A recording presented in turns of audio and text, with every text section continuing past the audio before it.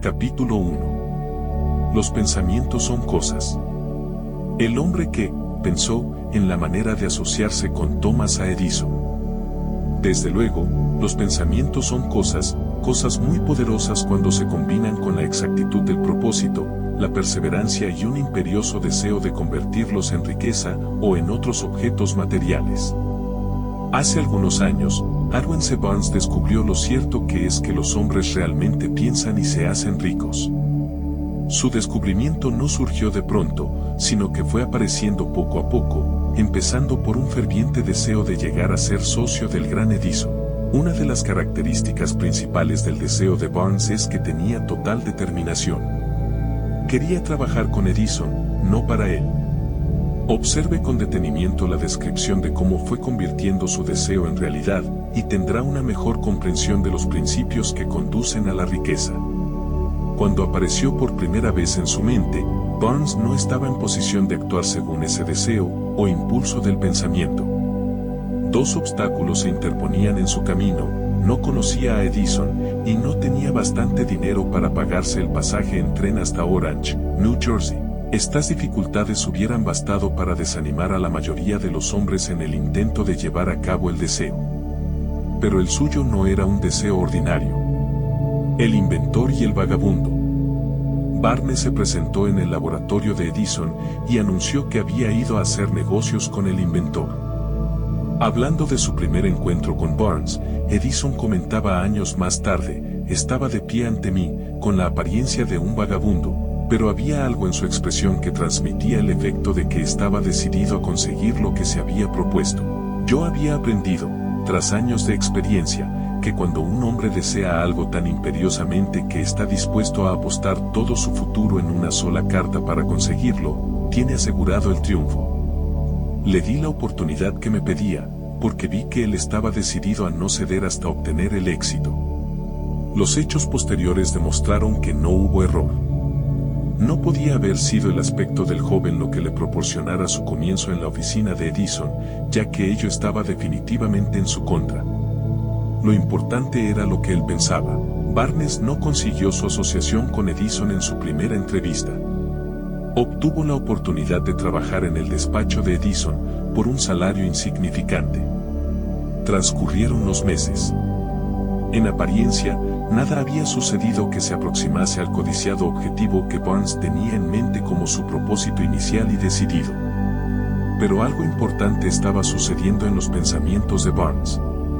Intensificaba constantemente su deseo de convertirse en socio de Edison. Los psicólogos han afirmado, con todo acierto, que, cuando uno está realmente preparado para algo, aparece. Barnes se hallaba listo para asociarse con Edison. Además, estaba decidido a seguir así hasta conseguir lo que buscaba. ¿No se decía a sí mismo: oh bueno, ¿para qué insistir? Supongo que acabaré por cambiar de idea y probaré un trabajo de vendedor. En vez de eso, se decía: he venido aquí para asociarme con Edison, y eso es lo que haré aunque me lleve el resto de la vida. Estaba convencido de ello. ¿Qué historia tan diferente contarían los hombres si adoptaran un propósito definido, y mantuvieran ese propósito hasta que el tiempo lo convirtiese en una obsesión obstinada? Quizás el joven Barnes no lo supiera en aquel entonces, pero su determinación inconmovible, su perseverancia en mantenerse firme en su único deseo, estaba destinada a acabar con todos los obstáculos, y a darle la oportunidad que buscaba. Los astutos disfraces de la oportunidad. Cuando la oportunidad surgió, apareció con una forma diferente y desde una dirección distinta de las que Barnes había esperado. Ese es uno de los trucos de la oportunidad. Tiene el curioso hábito de aparecer por la puerta de atrás, y a menudo viene disimulada con la forma del infortunio o de la frustración temporal. Tal vez por eso hay tanta gente que no consigue reconocerla. Edison acababa de perfeccionar un nuevo invento, conocido en aquella época como la máquina de dictar de Edison. Sus vendedores no mostraron entusiasmo por ese aparato. No confiaban en que se pudiera vender sin grandes esfuerzos. Barnes vio su oportunidad, que se había colado discretamente, oculta en una máquina estrambótica que no interesaba más que a Barnes y al inventor. Barnes supo que podría vender la máquina de dictar de Edison. Se lo sugirió a este, y, de inmediato, obtuvo su oportunidad. Vendió la máquina. En realidad, lo hizo con tanto éxito que Edison le dio un contrato para distribuirla y venderla por toda la nación. A partir de aquella asociación, Barnes se hizo rico, pero también consiguió algo mucho más importante: demostró que uno, realmente, puede pensar y hacerse rico. No tengo forma de saber cuánto dinero en efectivo reportó a Barnes su deseo. Tal vez fueran 2 o 3 millones de dólares, pero la cantidad, cualquiera que sea, se torna insignificante cuando se la compara con la posesión que adquirió en forma de conocimiento definido de que un impulso intangible se puede transmutar en ganancias materiales mediante la aplicación de principios conocidos. Barnes literalmente se pensó a sí mismo en sociedad con el gran Edison. Se pensó dueño de una fortuna. No tenía nada con que empezar, excepto la capacidad de saber lo que deseaba y la determinación de mantenerse fiel a ese deseo hasta haberlo realizado. A casi 1 metro del oro. Una de las causas más comunes del fracaso es el hábito de abandonar cuando uno se ve presa de una frustración temporal.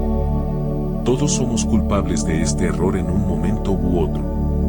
Un tío de R.U. Darby fue presa de la fiebre del oro en los días en que era una fiebre endémica y se fue al oeste a cavar para hacerse rico. Nunca había escuchado que se ha extraído más oro de los pensamientos de los hombres que el que se ha sacado de la tierra. Obtuvo una licencia y se fue a trabajar con el pico y la pala. Después de varios meses de trabajo fue recompensado con el descubrimiento del brillante mineral. Necesitaba maquinaria para extraer el mineral a la superficie. Con discreción, cubrió la mina, volvió sobre sus pasos a su hogar en Williamsburg, Maryland, y les habló a sus parientes y a algunos vecinos del hallazgo. Todos reunieron el dinero necesario para la maquinaria y la enviaron a la mina. Darby y su tío volvieron a trabajar en ella. Extrajeron el primer carro de mineral y lo enviaron a un fundidor. Las utilidades demostraron que poseían una de las minas más ricas de Colorado. Con unos pocos carros más de mineral saldarían todas las deudas. Entonces empezarían a ganar dinero en grande. Hacia abajo iban los taladros. Hacia arriba iban las esperanzas de Darby y de su tío. Entonces sucedió algo. El filón de mineral brillante desapareció. Habían llegado al final del arco iris, y la olla de oro no estaba allí. Perforaron en un desesperado intento para volver a encontrar la veta, pero fue en vano. Finalmente, decidieron abandonar. Vendieron la maquinaria a un chatarrero por unos pocos centenares de dólares y tomaron el tren de vuelta a casa. El chatarrero llamó a un ingeniero de minas para que mirara la mina e hiciera un poco de cálculo. El ingeniero le informó de que el proyecto había fracasado porque los dueños no estaban familiarizados con las líneas de falla. Sus cálculos indicaban que la veta reaparecería casi a 1 metro de donde los Darby habían dejado de perforar. Allí fue precisamente donde fue encontrada.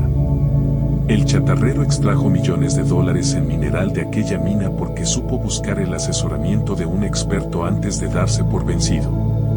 Nunca me detendré porque los hombres digan no.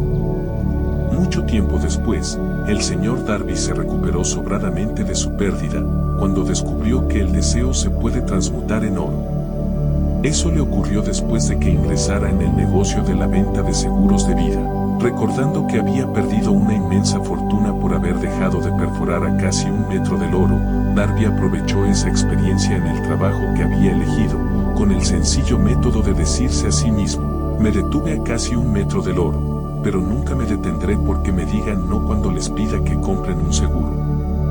Darby se convirtió en uno de los pocos hombres que venden $1 millón anuales en seguros.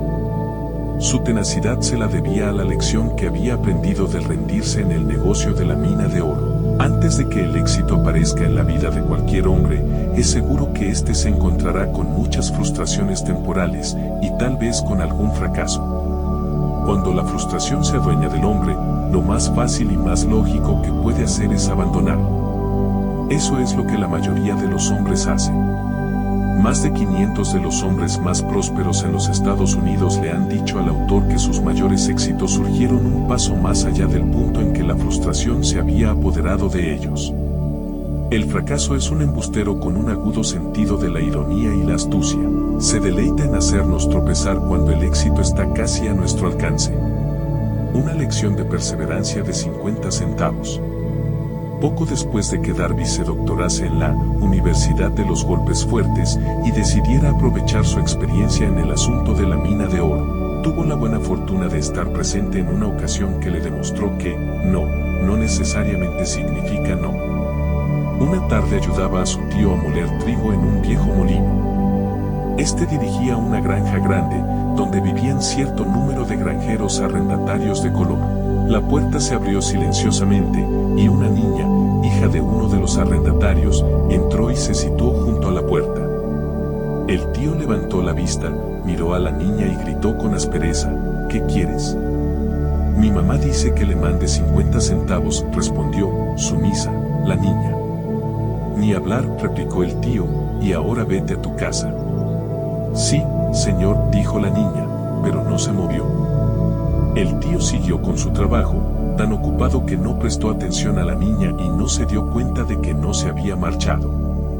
Cuando volvió a levantar la mirada y la vio allí parada, gritó: He dicho que te vayas a tu casa, ahora, márchate o te daré una paliza. Sí, señor, dijo la niña, pero siguió inmóvil. El tío dejó caer un saco de grano que estaba por echar en la tolva del molino, cogió una duela de barril y empezó a acercarse a la niña con una expresión en su rostro que indicaba problemas. Darby contuvo el aliento.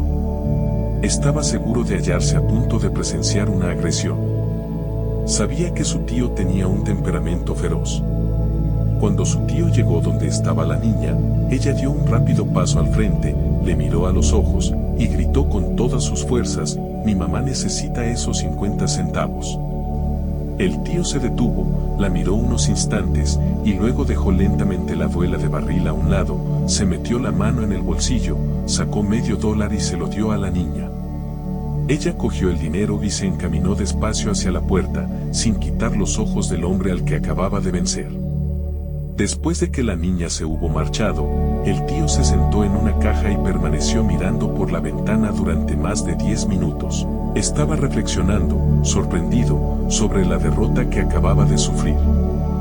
Darby también se hallaba pensativo. Esa era la primera vez en su vida que había visto a una criatura de color dominar a un blanco adulto. ¿Cómo lo había hecho? ¿Qué le había ocurrido a su tío para que perdiera su ferocidad y se volviera tan dócil como un cordero? ¿Qué extraño poder había empleado esa niña para hacerse dueña de la situación?